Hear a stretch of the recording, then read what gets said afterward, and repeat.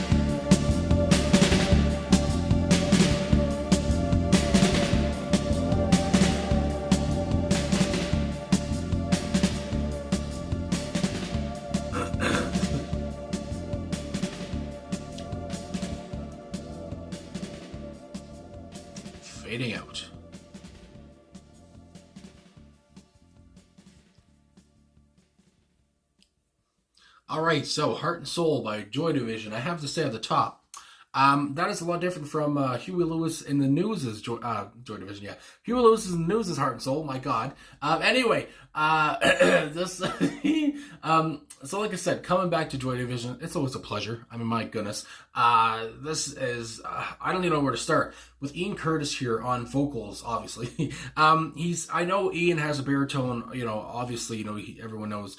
Who's a fan, you know, he's very deep voice and everything. But here, it almost sounds like he's kind of, you know, there's some kind of filter. He sounds kind of far away at some points, and his voice, you know, it still sounds deep, but I don't know, it just sounds a little bit different, and he sounds just so sinister in the way he's delivering these lines and the way he's delivering, you know, with his delivery, I don't know, he sounds, and this is saying something because, you know, a lot of Joy Division songs, even though they only had, you know, 2 albums, a lot of their songs are dark, obviously, and this may be the kind of scariest Joy Division song I've come across, just because, again, because of Ian's voice. And again, not even to say about the, I would say the electronic bass line in there, I guess you would, from Peter Hook, you know, the continuous bass line is just, you know, it's infectious.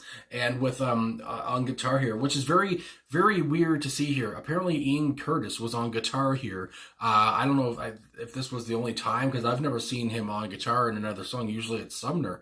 But here it says in the personnel, at least, that Ian did guitar. I mean, just that kind of, usually in the song, light strumming, you would say, you know, just continuous. That's the whole thing. It's just that continuous sound. And obviously with Stephen Morris on the drums here, you know, just the friggin' skittering along, and you know, he sounds like a machine. And I've always talked about, I love these guys so much. I just, you know, Peter Hook is one of my favorite bassists of all time. Stephen Morris is one of my favorite drummers of all time. Ian Curtis is one of my favorite voices of all time. And then there's Bernard Sumner.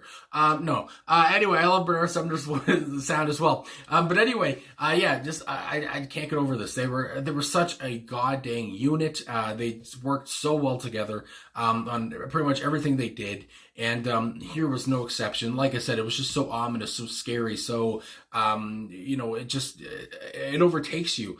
Just their sound is so powerful, so bold, obviously, as well. It's nuts. I mean, my God. And yeah, it's just so atmospheric, so ghostly as well. And that's, you know, ghostly. That's one word that really comes to mind because of, obviously with Ian, you know, talking about here. What it sounds like he's talking about is, you know, his own situation. And I want to see these lyrics one more time just for a sec here. And the third verse, you know, this is kind of the most important verse, I might say, the most eerie verse in a way as well, because when he talks about, you know, existence, well, what does it matter? I exist on the best terms I can.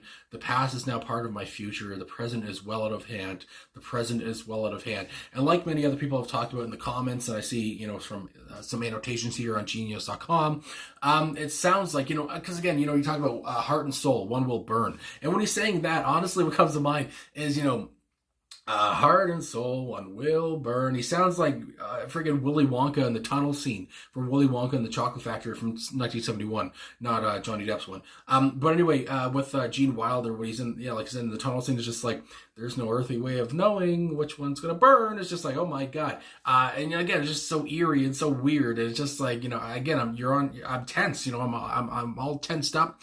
Things are clenched. I mean, my God. And again, Ian doesn't even really seem to know which one's going to burn. Because again, when people, like I was going to say, people talk about, you know, in his life, you know, when he had his affair, you know, he loved, like, you know, heart and soul, you know, wife and affair, woman, whatever, whoever she was. You know, it's just like, which one is he going to choose? Kind of what comes to mind. And obviously, I guess, you know, basically Ian kind of, you know, couldn't make the choice. Obviously he had many different problems, like I've said many times, and obviously, you know, he picked, you know, he died by suicide, obviously, like everybody knows. And again, it's just so friggin' intense. I mean, the way this song is delivered, and I just can't get over the sound here. I don't know what else to say. It's so heavy. With every Joy Division song, it's so heavy, but here it's just, yeah, it's just extra.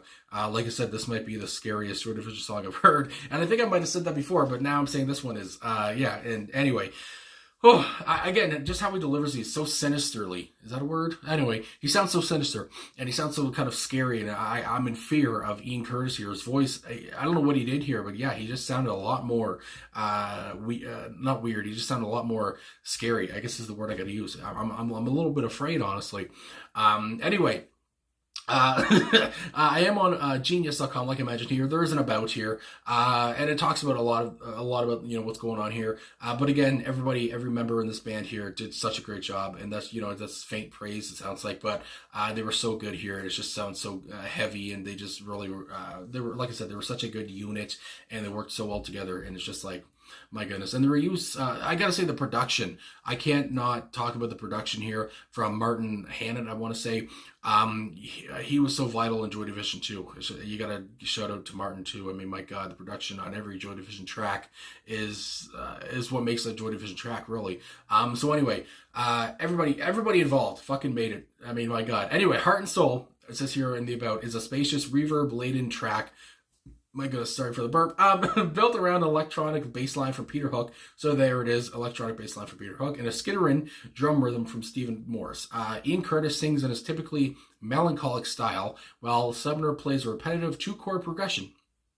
It is also one of a small handful of Joy Division tracks that features a synthesizer, but unlike bright leads that appear on Love Will Tear Us Apart and Isolation, the electronics here provide a moody, atmospheric backdrop. And yeah, of course, here, the freaking the synthesizer was a big part in all that, and making it, like I said, a moody, atmospheric, dark kind of sound, which I loved.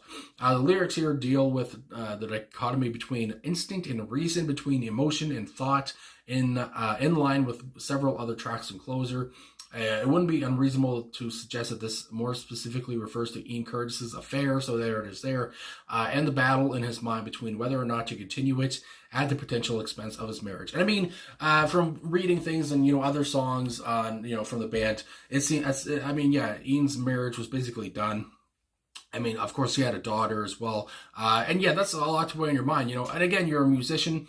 And you're going through an affair like this, and obviously you got to go touring, and it's a lot for a person who already has depression, anxiety, epilepsy, all this stuff.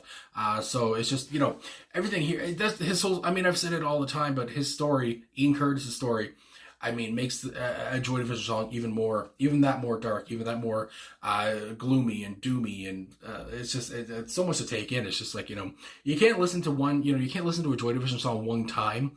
You got to listen to it a few times, just to get everything, just to get all the emotions, all the feels that Ian and the rest of the boys put into a song. So yeah, anyway, but again, I love his vocals here. Like I said, reminds me of Willy Wonka. Willy Wonka in a way, and I love that. I just really enjoyed this whole track. And one more thing before I go, the Rock and Roll Hall of Fame, if anyone follows it, New Order and Joy Division are packed as one, and they're nominated for the Rock and Roll Hall of Fame this year. I think it's their first nomination. They should have gone in a long time ago. We'll see if they get in. I honestly, I'd be surprised if they get in, because the Rock and Roll Hall of Fame, and I don't count on them to put them in. But they should have been in a long time ago. They should get in as well. And anyway, I just wanted to point that out since I'm reacting to Joy Division here. And hopefully, goddamn, they get in. Both of the bands, New Order and Joy Division. I guess they get, putting them both together. I guess it makes sense. But anyway, that's just an aside. And anyway, hopefully they get in. That's all I wanted to say. So anyway, thanks for watching. Thanks for liking, subscribing, commenting, everything like that. Again, sorry about my voice if it sounds weird, but I'm trying to get some videos done before I'm just completely fucked. So anyway, thanks again for all the support and for the suggestion here. And I won't forget this song. It's definitely going to stay in my head, especially that sinister chorus. My God. So anyway, thanks again. I'll talk to you guys again soon.